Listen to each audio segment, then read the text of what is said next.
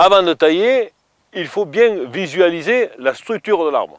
Voir si éventuellement, par rapport à la forme que l'on veut et les objectifs que l'on veut se fixer, par rapport à la forme de l'arbre, si par hasard on n'a pas de grosse coupe à faire. Ici on s'aperçoit là dedans donc, j'ai un axe là-bas en face, un là-bas, j'en ai un autre ici et un autre là. Et 3 axes sur un arbre en gobelet adulte, ça suffit. On travaille entre 3 axes et 5 axes. Bon là on a 2 axes côte à côte. Dans quelques années ça va nous gêner, ces branches qui sont en bas ne pourront plus se développer.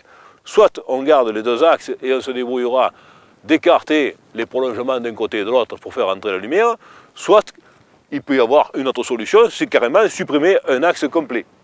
Ça, ce n'est pas une histoire de technique de taille, c'est une histoire de style de taille. Je fais une contre-coupe dessous.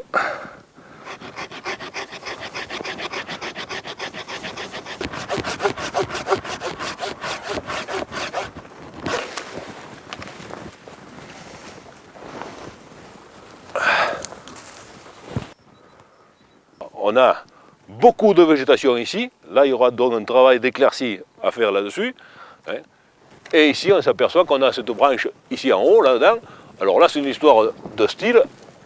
On peut, si on conserve cette branche ici, celle-là, là, ça veut dire qu'à un moment donné, on a l'intention de continuer à faire monter l'arbre. Ça c'est un choix d'objectif. Si notre objectif est de pouvoir récolter le maximum à partir du sol, sans monter sur une branche, sur une chevalet, et en taillant aussi, si on ne veut pas que l'arbre monte, eh bien cette branche ici, par exemple, on la sectionnera pour faire rentrer la lumière à l'intérieur de l'arbre, et ensuite pouvoir maintenir l'arbre plus bas. On pourrait aussi, éventuellement, donc, conserver cette branche, mais à condition de tailler en sorte que la lumière puisse rentrer en dégageant l'intérieur.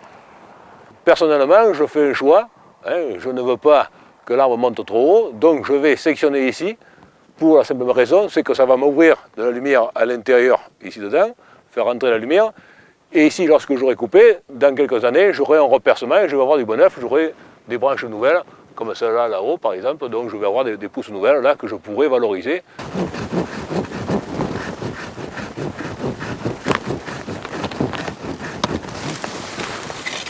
Là, on a une soumère qui est bien placée, qui a la place donc, sur laquelle on va exploiter donc les pousses qui sont là-dessus, sans faire remonter à 5 ou 6 mètres, mais donc on va valoriser au maximum ce gros bois là-dessus, on essaiera de valoriser au maximum ce gros bois là-dessus. Donc on va essayer de développer pour qu'il y ait une rotation et que ça se garnisse de bois jeune tout au long. On a une grosse branche, vous voyez ici dedans, donc on voit une grosse branche là qui se développe à l'intérieur, qui est parallèle à une soumère qui est bien placée ici. Il faudra faire le choix entre les deux. Si on conserve les deux, on sait très bien qu'on ne va pas pouvoir faire développer du bois jeune entre les deux, sinon que ce qui monte verticalement. Donc par exemple ici, on pourrait avoir un choix de grosse coupe, on pourrait carrément, en grosse coupe, sectionner ici, à ce niveau-là, mais ça permettra de faire rentrer la lumière là-dedans et de renouveler le bois.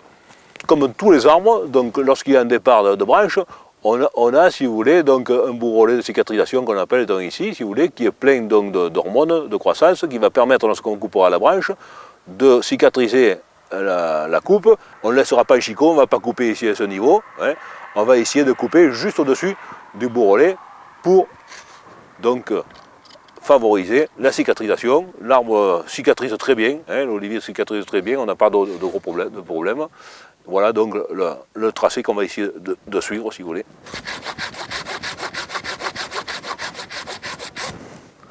Donc on opère toujours une contre-coupe par-dessous, bien entendu, pour éviter le déchirement.